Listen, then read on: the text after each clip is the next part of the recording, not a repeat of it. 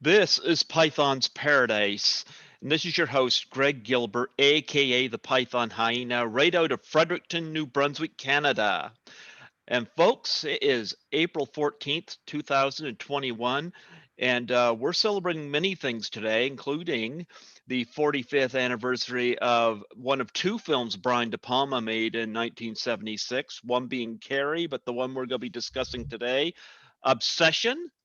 But I have a wonderful guest because we have an author and we have somebody who's written for TV, including a major episode from Dallas, which we'll Me. dive into. And my guest is the lovely, got really cool hair. I love her hair. Thank you. Yeah, Loraine Despres. I got that right? Right. All right, awesome, awesome, awesome. How are things? I know COVID is we're in the yellow phase here. I've been going back to the movie theaters since last July, but I can't get into our station, so I'm kind of liking this. So I can just book things whenever without having to go into booking around a studio time, you know. So I'm like, I like this, but how are things where you are with COVID? Well, I've had my shot. It's going pretty well. It was pretty awful until I guess last month, and then things opened up, Uh-huh. and I've had both shots. I will I've say, heard I've heard various things. How did it affect you? first shot, nothing. Hmm. It didn't hurt when it went into my arm, and I was a little sore afterwards. Nothing. The second shot, Uh-huh. um, again, felt fine. Everything was fine. The next morning, I woke up, had breakfast, I decided I wanted to do some gardening. And Hmm. then suddenly I had to go to bed and I had to go to bed right away. But I think that I just gave into it. I went to bed, I went to sleep, I put on lots of blankets because I got cold. And then the next day I was okay again. I was still tired. Hmm. So I watched cartoons. My husband and I watched cartoons in bed. Oh, what cartoons? Shaun the Sheep. Oh, That's you a like Shaun the Sheep, huh? and then we're fine. It's just fine. I think that if A you do little bit that, of Shaun the Sheep will help that. oh yeah, oh yeah.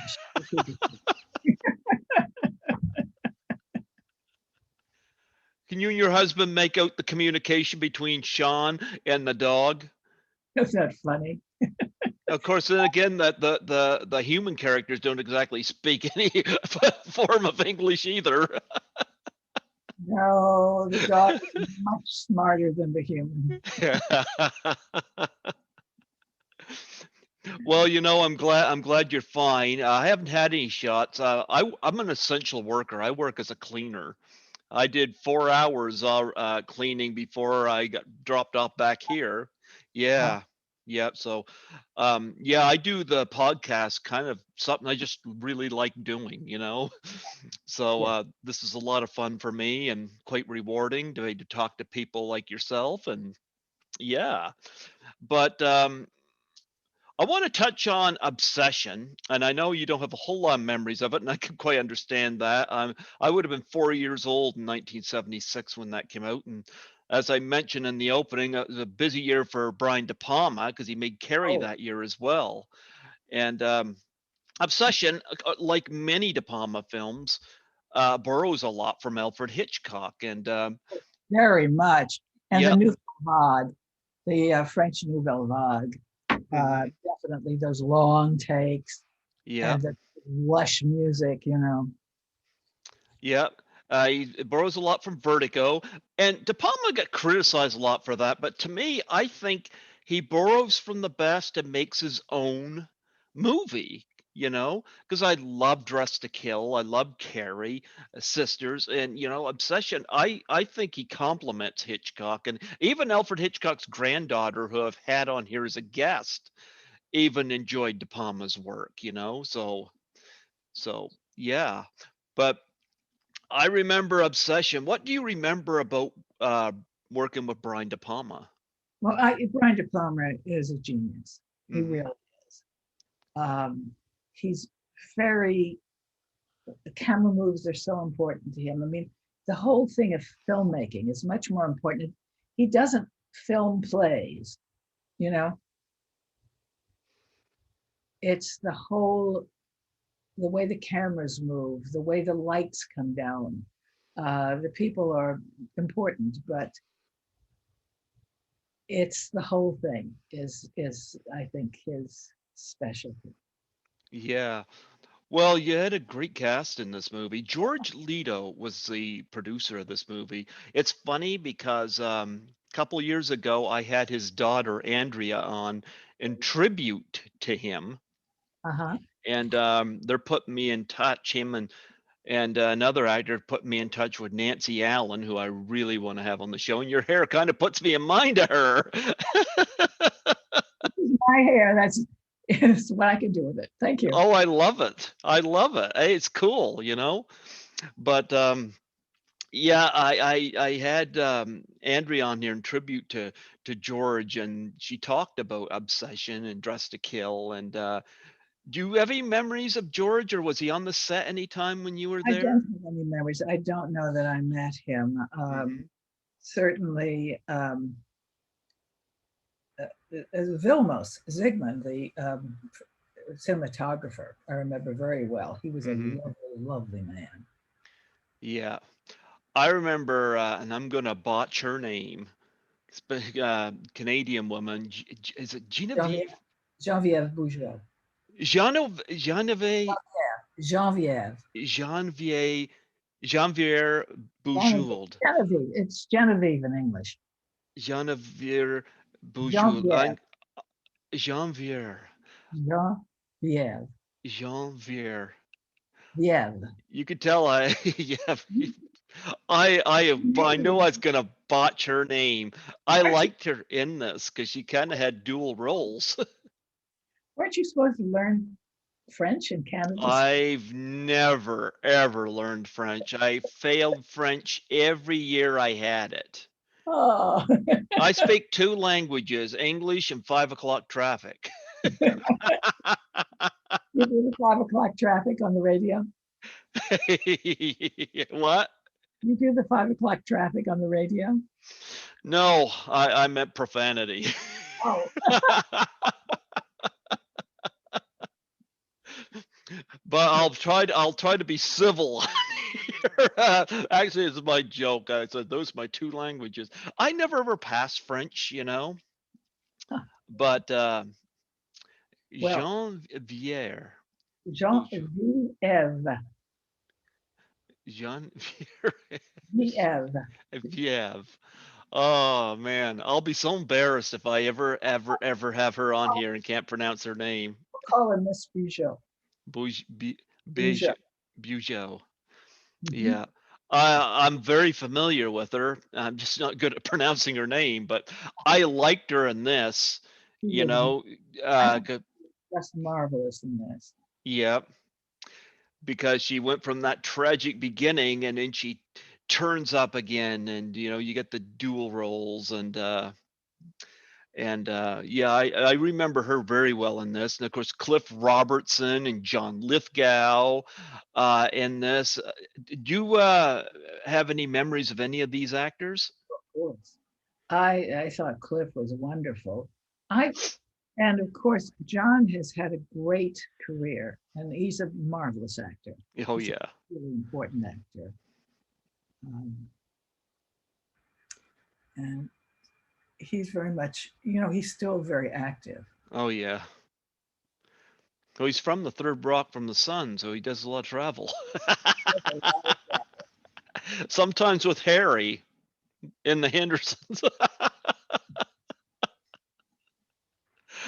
Yeah, he had a very different role in this. De Palma's worked with him a few times as well. Yeah, Oh, he's had a marvelous career. He's really a big star. yeah, and of course, Nice. you had some great settings and cinematography in Obsession. Of course, that's kind of part of De Palma. The look of his films is always great too. So Mhm. yeah. So did you go to the premiere of Obsession when it came out? I was living in New Orleans, Okay. So the answer is no. But then I Yeah. came out here the next year, Hmm. really as a writer. But I did take some acting classes, and I did a couple of interviews, and that's when I decided that acting wasn't for me, because you have to do so many interviews, you have to do so many. I mean, an actor's life really, unless you become a star, is going and trying to get the job, and that I didn't like that. So You know what? It's interesting because rather than go into acting, you decided to go into screenwriting, and of course, writing is where you've really excelled. And of course, we gotta. You've written a lot, but we gotta talk about who shot Jr. I remember when that episode came out. There was a lot of talk about it.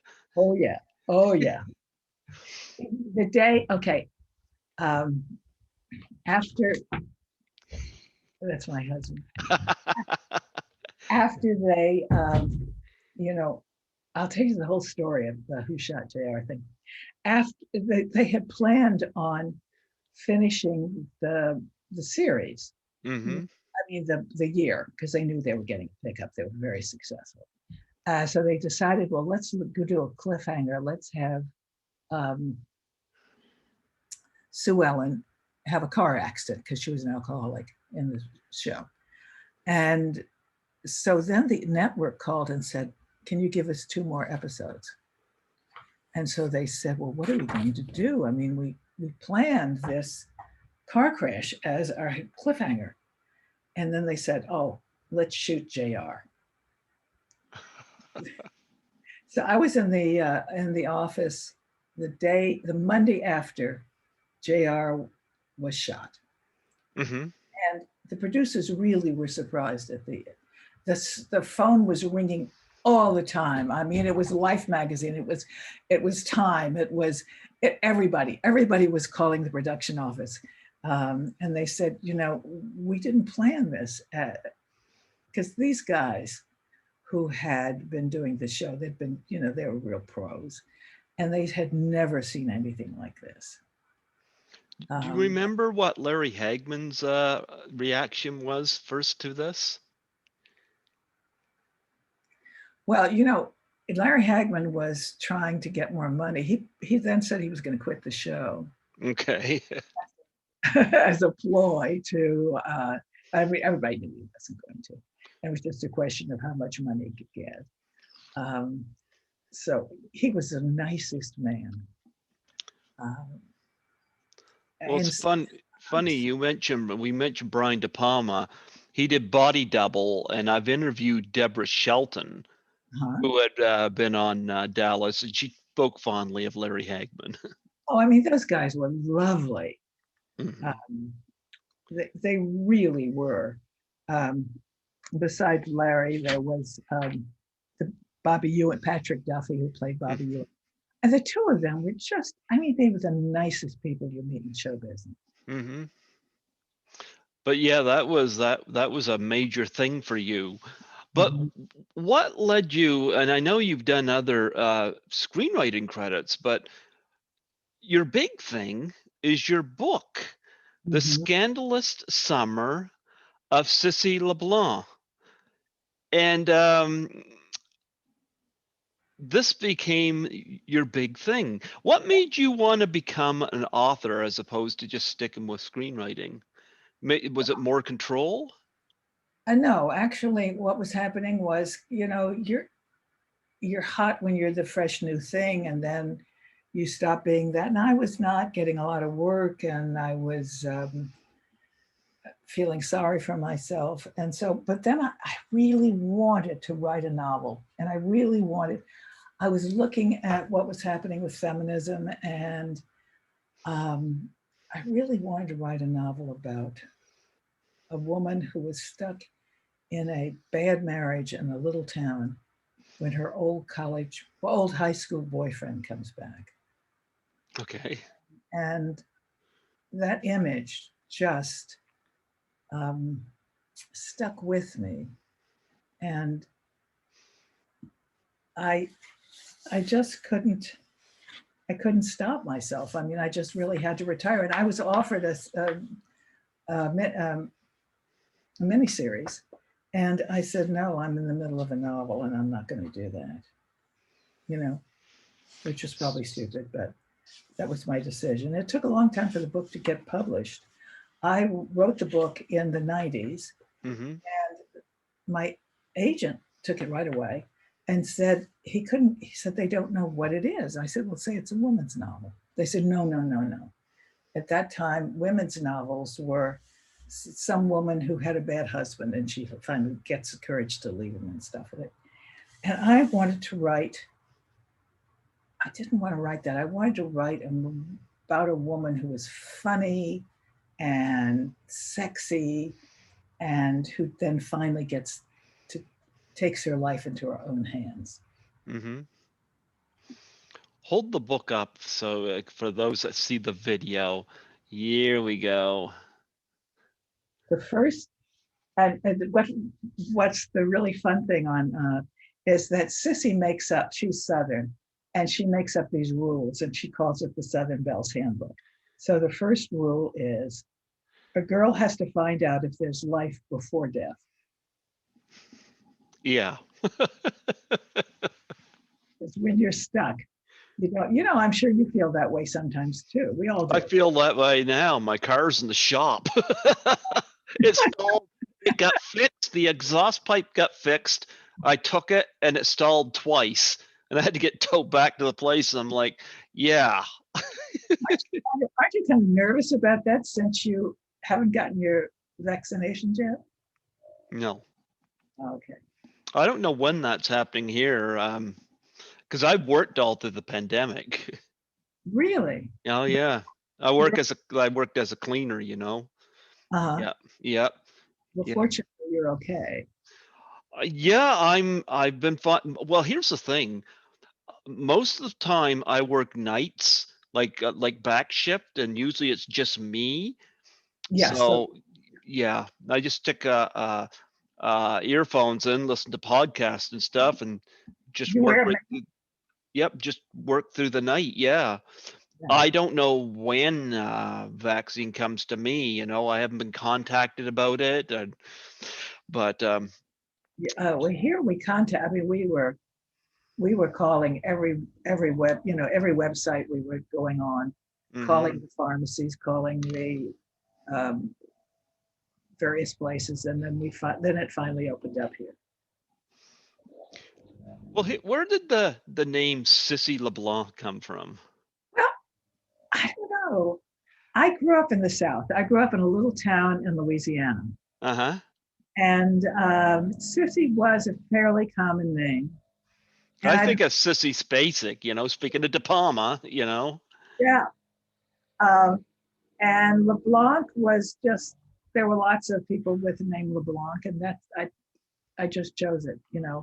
I like the way it sounds too. It's kind of musical, Sissy LeBlanc. Okay. Yeah, I like that. I know you sent me some excerpts of her rules, and I'm gonna be frank. I agreed with pretty much everything. I'm like, yeah, I get this. I get this. I agree with everything, but I like how it's told in humor. Your sense of humor comes through.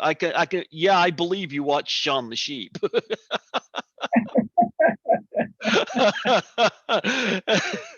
But because I can almost picture that sheep or that dog writing a memoir that the human owner should follow, completely oblivious to what's going on.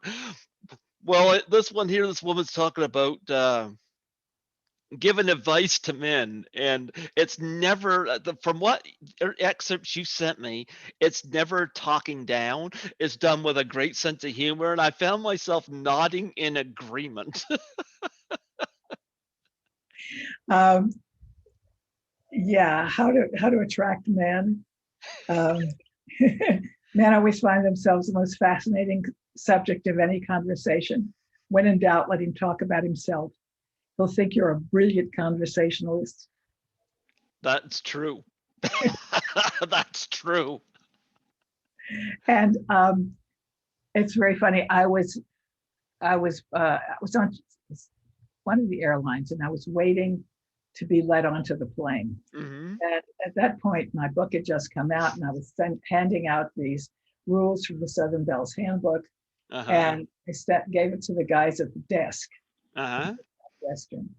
And one of the rules is let him know you think he's intelligent, and he'll be awed by your perspicacity, even if he can't pronounce the word.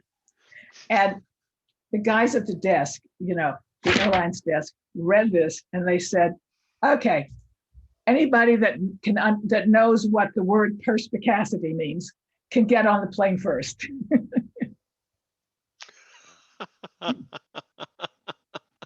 I wouldn't have been able to get on the plane.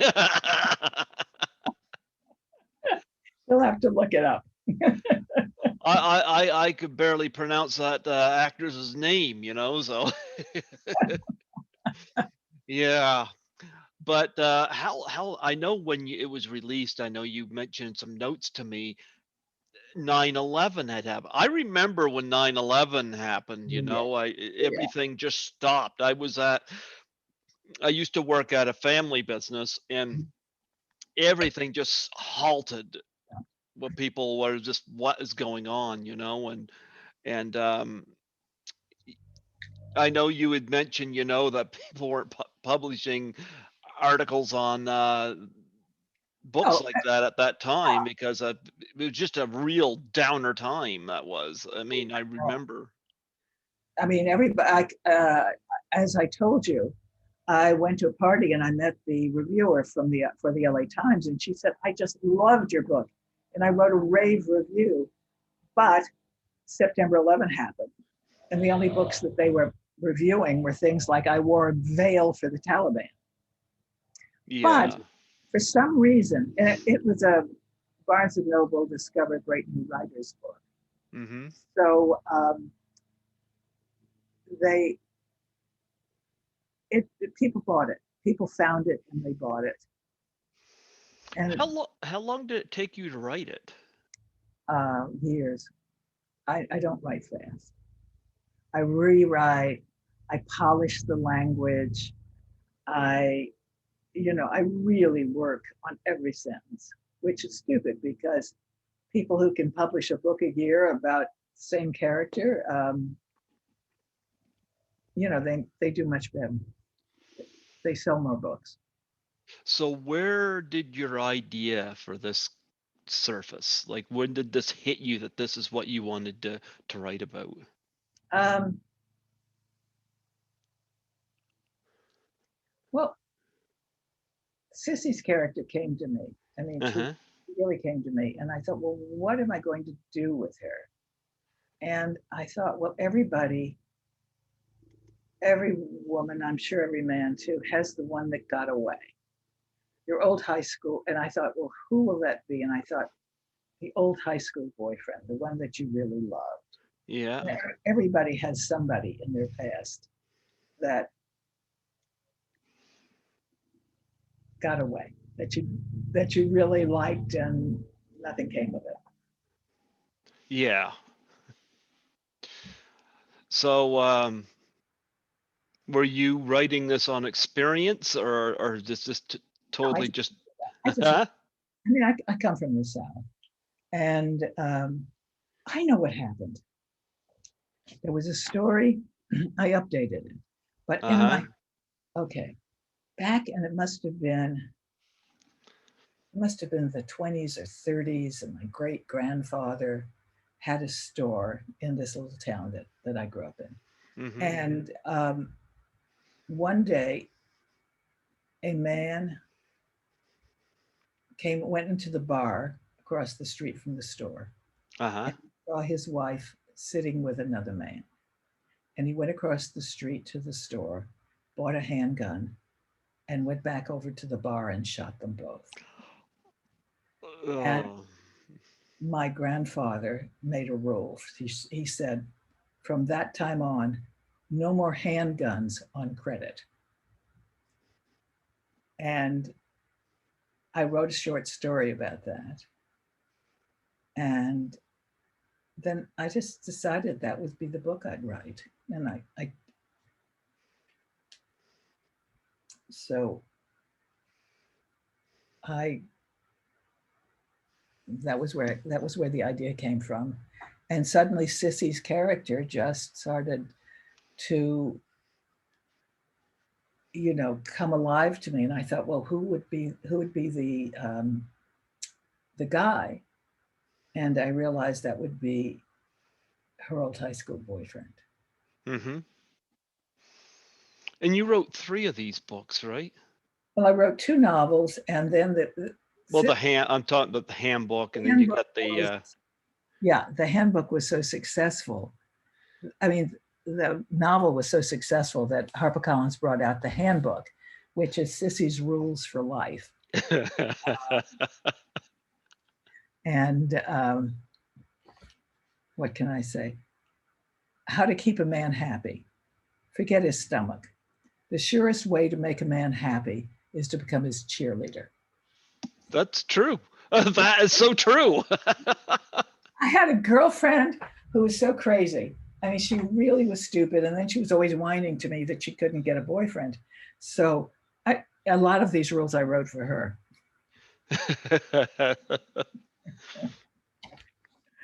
Um,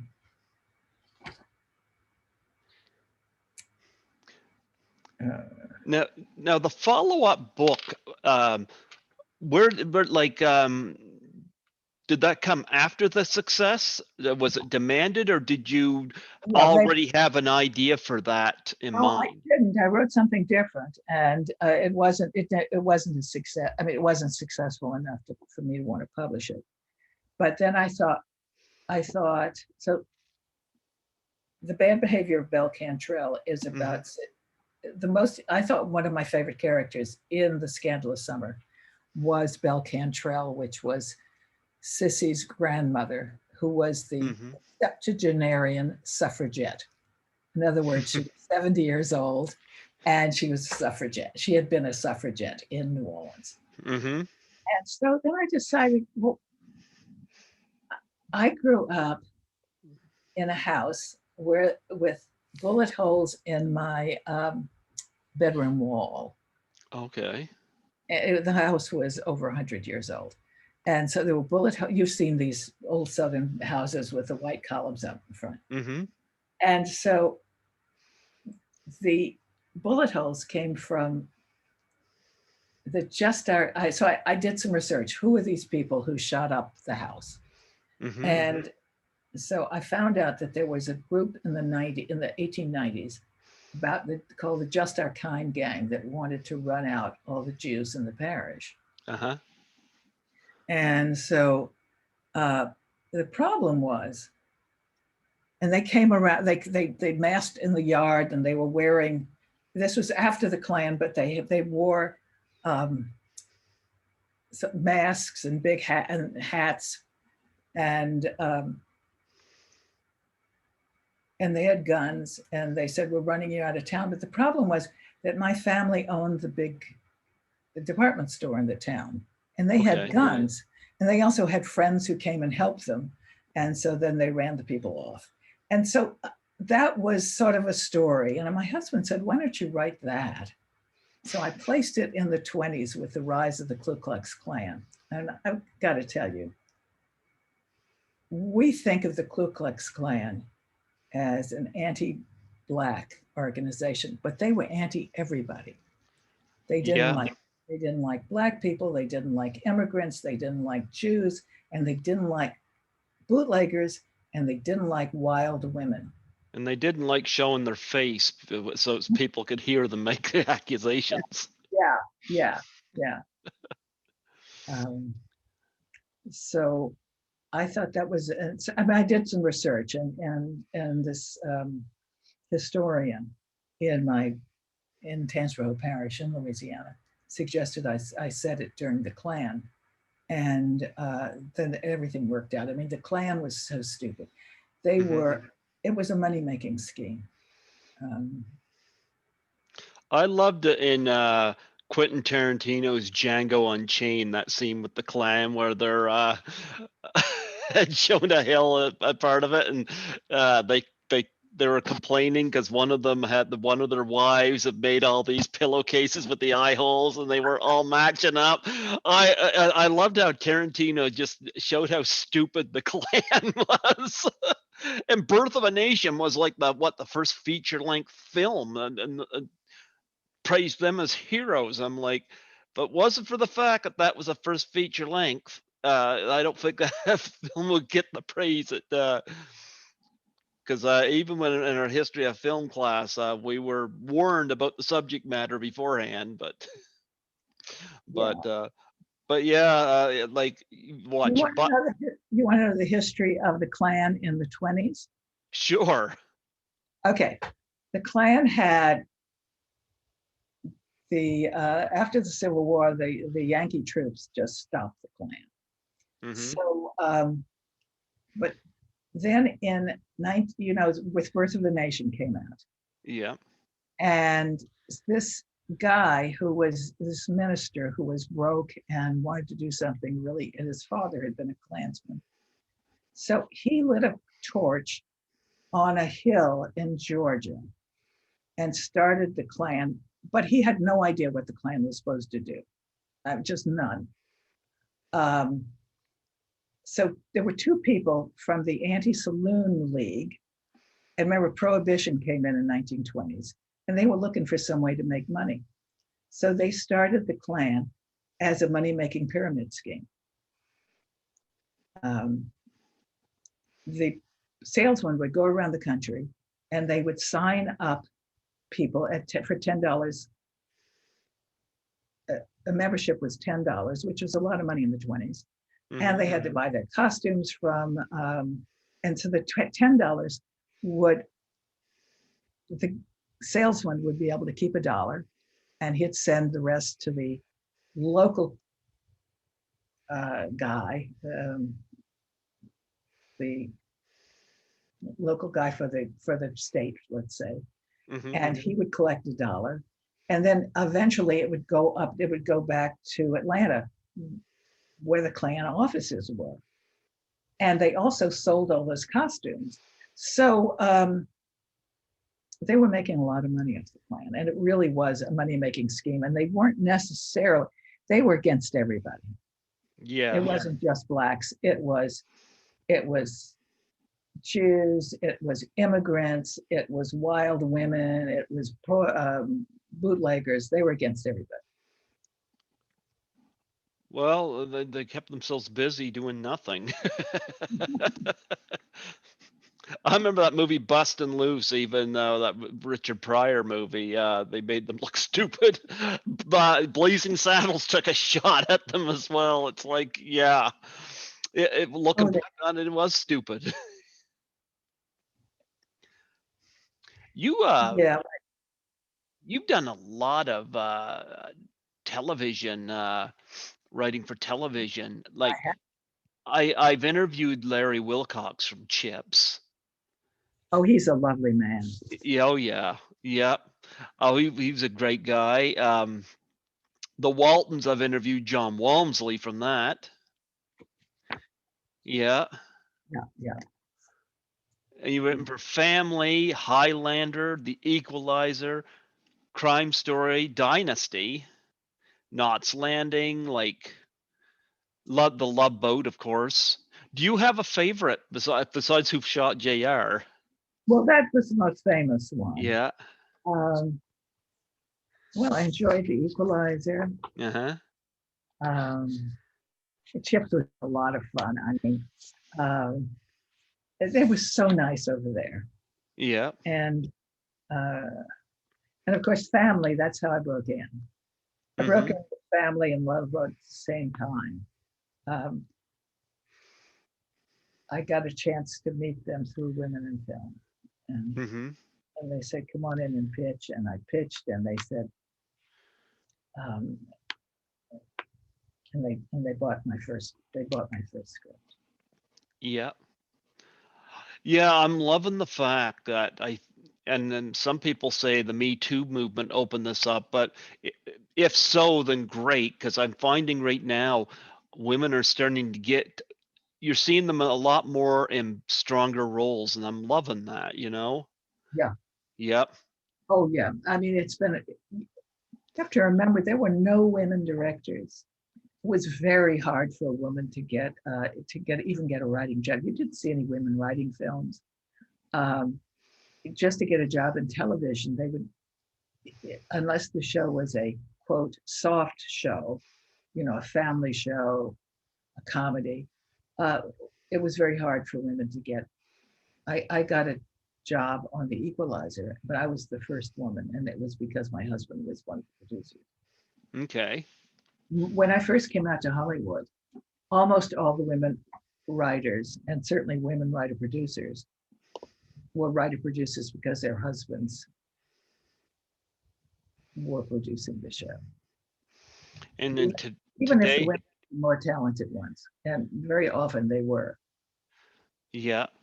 And I can think of quite a few women directors that have done some strong stuff, like Catherine Bigelow, Amy Heckerling, and yep. And now more, but uh, the whole time I was writing for television, there were Amy Hackling, maybe, but I don't can't think of any other women. Well, it's interesting because the director of American Psycho was a woman, and I'm like, that That's is interesting. yeah, The director of Slumber Party Massacre is a woman. And I actually think that's brilliant, it's because people always think, well, women want to write the softer stuff. No, women can go, like, look at American Psycho. There's nothing soft about it, but boy, it was done so well. yeah, yeah. Yeah, beautifully directed film, very stylish, and of course, really opened doors for Christian Bale. But He yeah, is an I amazing actor. yeah, absolutely, But Did you see him when he did The Mechanic when he lost all that weight? we didn't get that here, but I've seen clips from it because I love Jennifer Jason Leigh, and she's in that. Yeah, I mean it was just an astonishing acting.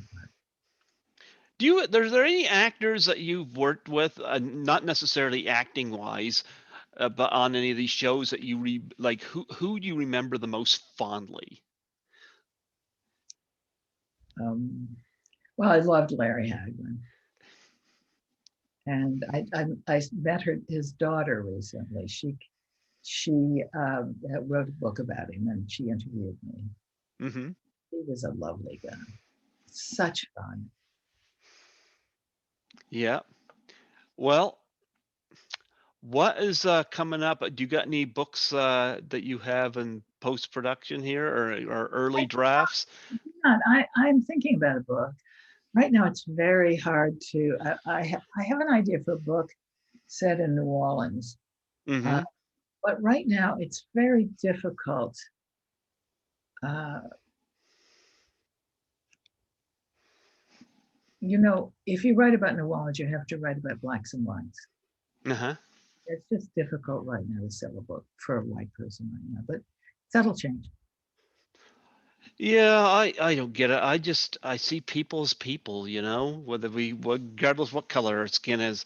Too many people are just bring it to attention, and it's like just be a decent human being That's what I to your say. fellow neighbors. Well, Because it took me forever to sell my first novel because they said, "Well, we don't know what to do with it. We don't know how to sell it." I said, "Well, it's a literary novel." And they, no, no, no, no, no, no. We need to. So I said, "Well, it's a woman's novel," and they said no, because in those days, um, they were only women's novels were somebody who said, "Oh, my husband was so mad at me and such a bad husband, and I finally divorced him." And those were the women's novels. And it took a while for them to start publishing books about women as well as men and their in their inner lives.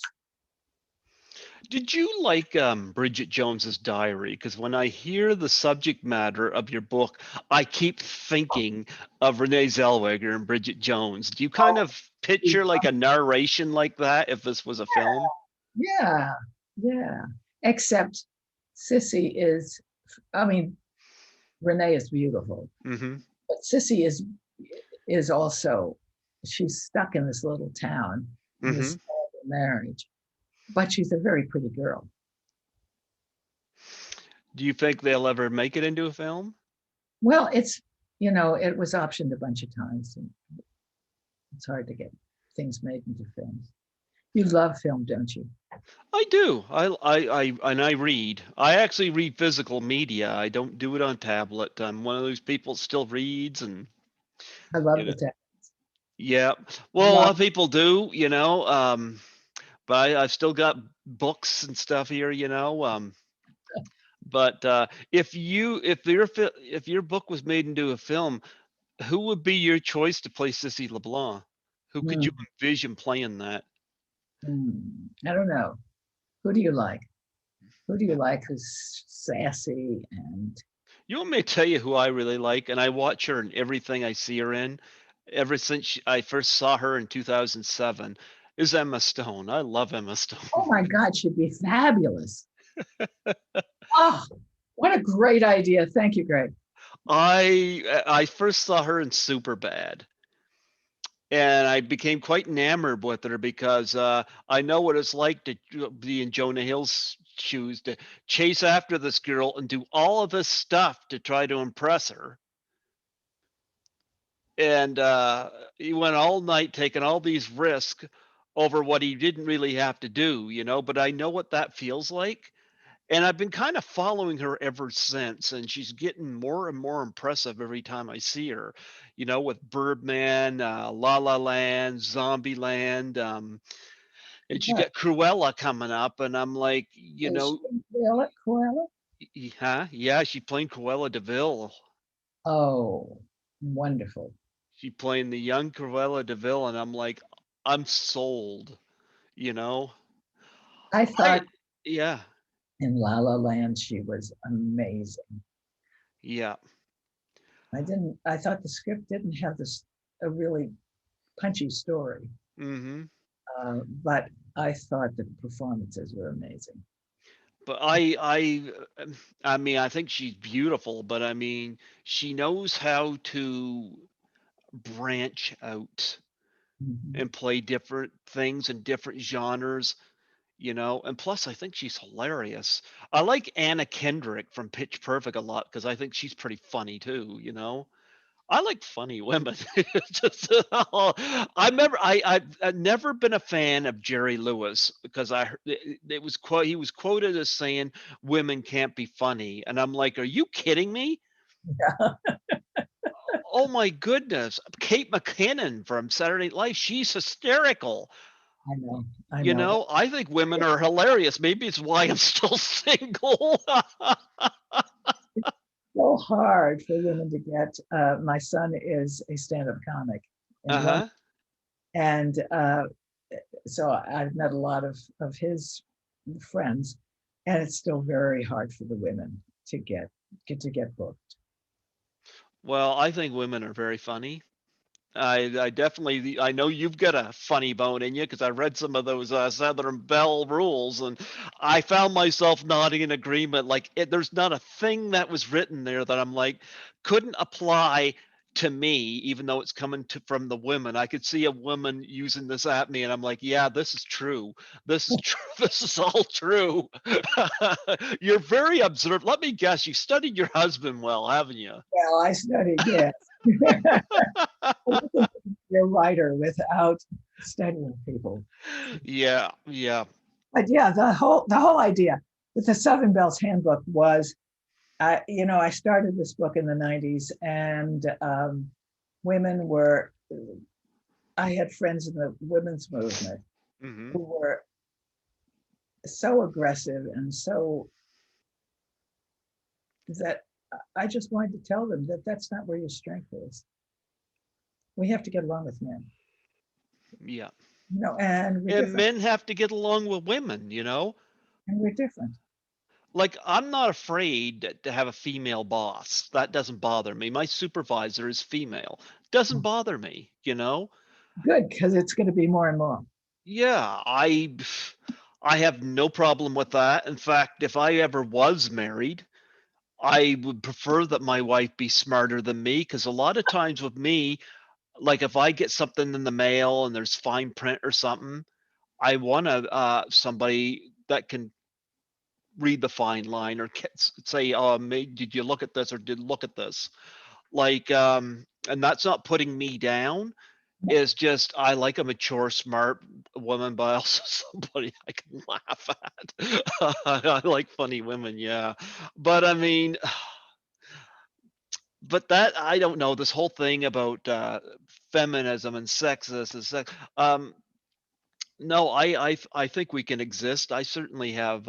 I've grown over the years to appreciate women a lot more, and I've got my friend out of Toronto who's an actress to thank largely for that Mhm. because just being around her, I got to learn how, and it was nothing romantic, you know. An actress invited me to assist her at a horror film convention, and we went to dinner, and she got to know who I was, my background, and she's never been out this way before.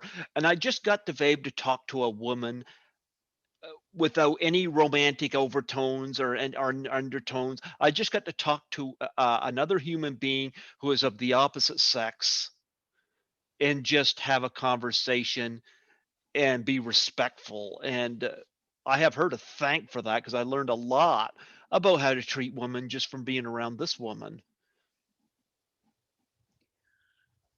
Well, I think we're all human beings, don't you? Hmm. And Yep. then we want to be treated with respect. And Yeah. I have a wonderful husband who does so much for me, Yep. and we balance each other off. He's a lawyer and a writer, and a wonderful writer, and he was and a producer. He produced a lot of television, Okay. and so I'm kind of I'm usually happy. I can usually find the bright side of things. Uh-huh. He usually worries about things. He wants to do it right. He wants to be. Well, Um, that's what every relationship needs. They yeah, need people that can balance each other out, you know, and absolutely, you know. he puts With up with me, and I'm not. Sometimes I'm a little messy, and I put up with him when he gets anxious about things. So we're really good together. yeah. Yeah. But I do hope that you continue writing and producing more books. I think that's where your strength is. But I got to say, I love your sense of humor in your writing. That really comes out. Thank you. Yeah. I taught screenwriting, um, and I was also an international screenwriting consultant. Mm-hmm. And I spent a year in Berlin, and I went over there to teach some classes, and then they asked me to stay and supervise the writing shop of their big new nighttime soap opera, Hintergittern, Women Behind Bars. And I didn't speak any German, so I would help with the outlines. I couldn't read the actual scripts, but it was a wonderful time.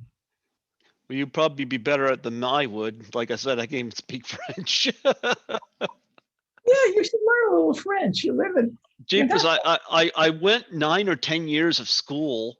I know the first two grades we didn't have French class. We didn't start learning it till grade three. I never passed it. I never passed it. But I was worse in math, believe it or not. I was worse in math. Math is Yeah, hard. Math yeah, is oh yeah. I used to put one and one together and get 11. that's wonderful. Yeah. So, do you have any charities that you're involved with or that you want to plug on here? Well, there's a wonderful charity in Los Angeles called the um, El Nido Family Centers, Uh-huh. which it helps. It's started out. It helps like kids, young women who have children, and single mothers. It also helps get at-risk youth. I mean, kids who are to get them out of gangs so that they um, don't get into trouble, don't break laws, don't shoot anybody, Mm-hmm. and give them other things to do. Yes. And they're also helping um, young mothers who are poor and have not had good parenting, and they help teach them how to parent. And they do wonderful work. Okay. I know you got a web page. You want to plug your web page on here? Sure. It's LoraineDepres.com, and Despres is spelled like Despres, Despres. Yes. Yes, I was on there looking at your information, and people can buy your book off that site, right? Sure can. And they can Yeah. buy it on Amazon and Barnes and Noble, and I guess any place. Yes. Well, you know what? Do you have anything else that you want to plug on here? I don't, but thank you so much for having me. Well, I appreciate having you on here, and when I went after you because I found out you were in obsession, and I was like, when you sent me your the email with all your background, I was like, okay, I love it when there's more to somebody. Greg, if you had asked me if we were going to talk, I could not talk to you an hour or half an hour or 10 minutes about obsession. No, but you know what? This is great because because I've had authors on here before, Uh-huh. so I was like, this is perfect, and like I said, I love the Southern Belle rules that you sent me there, and I was reading those before I come on Why the don't you read Zoom. the one that you like? Oh, read the What's one the that. one? Oh, gee, let me go on here. Read the one that I'm like. Do I have them here?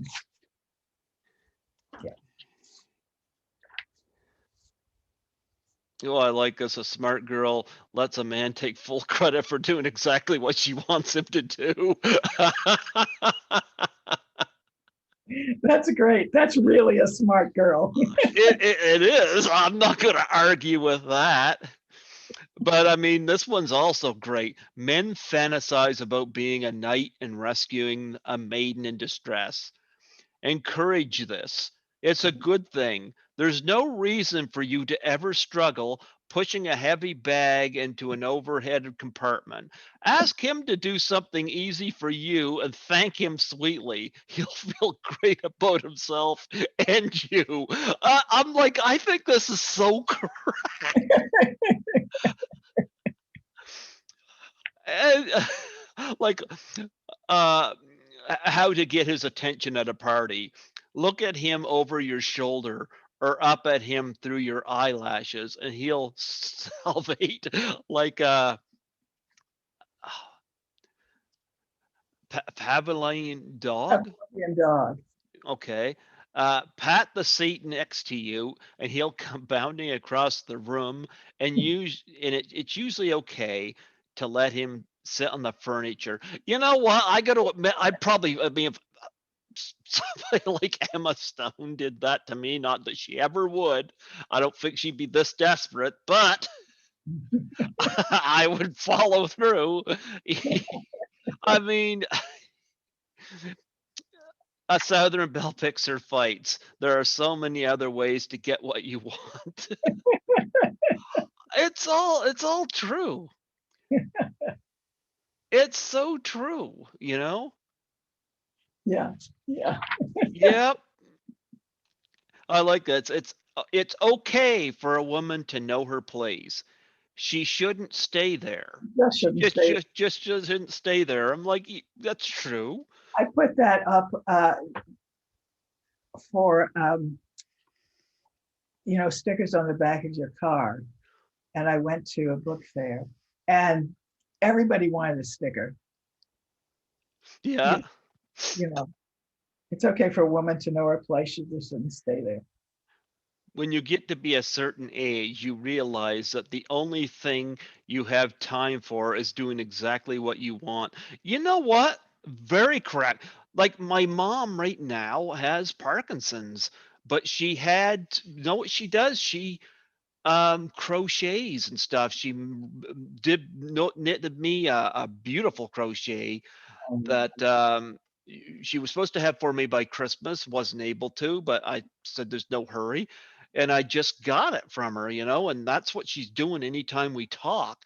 She's knitting stuff, and I can remember her doing this for as long as I remember.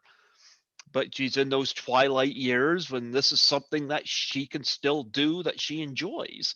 yeah, So, yeah, I yeah. thought of that whenever I read that. So, I'm so very sorry about your mother. yeah, mom and dad,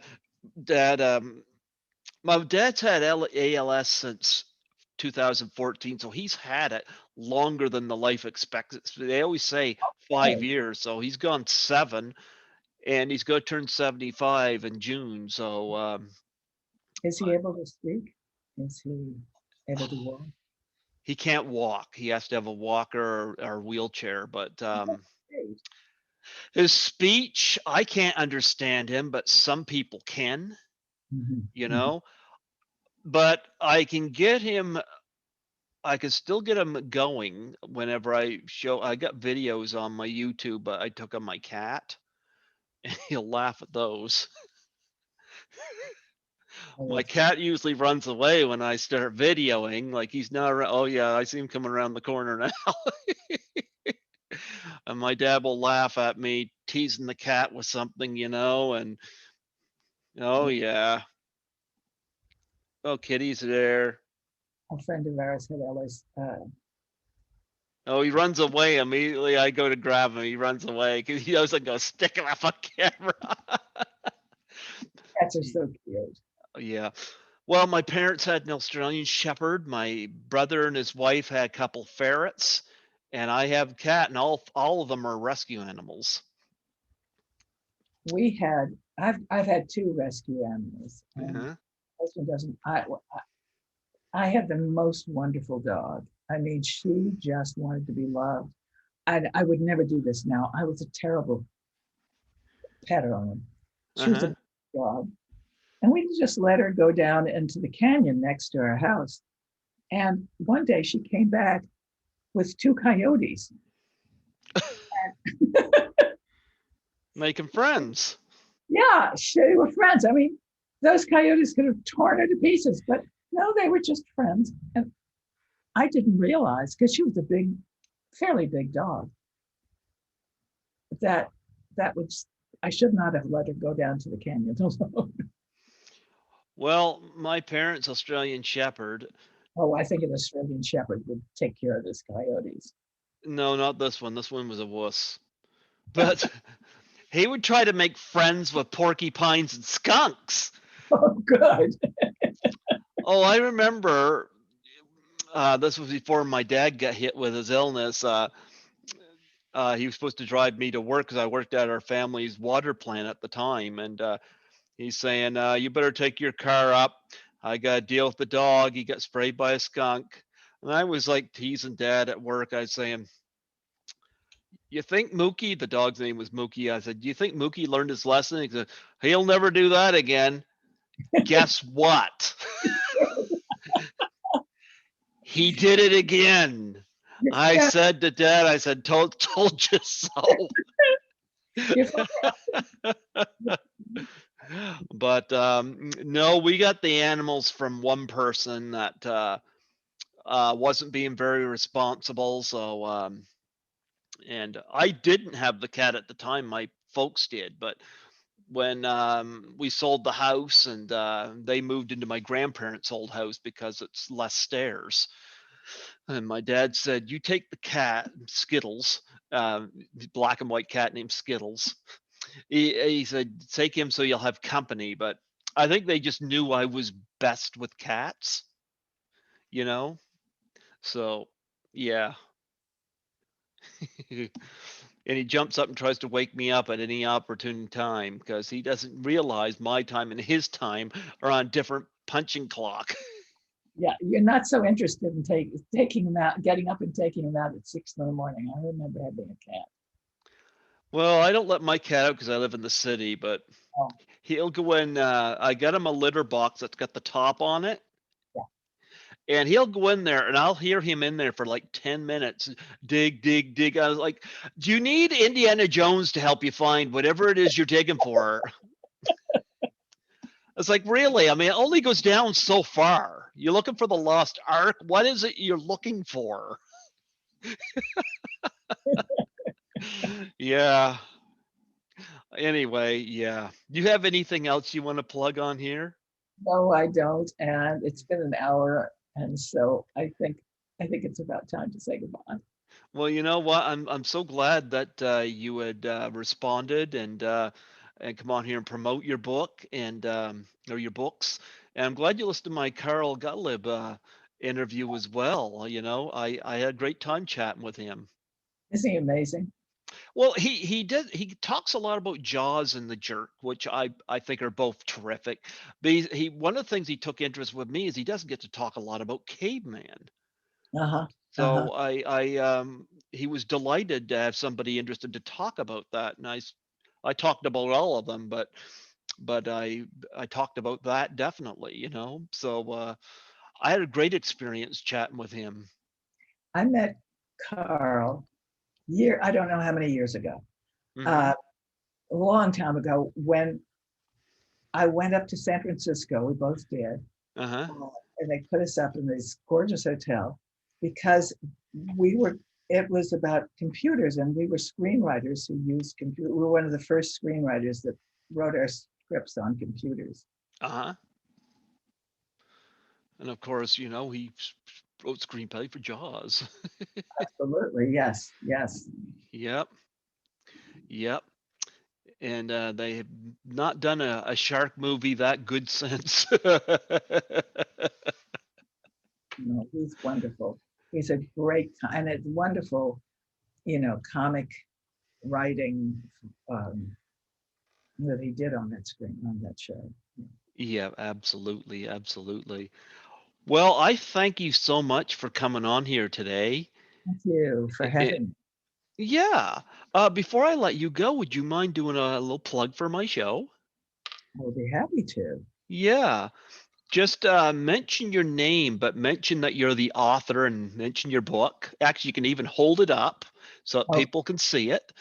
And say you're listening to Greg Gilbert, and my show's called Python's Paradise.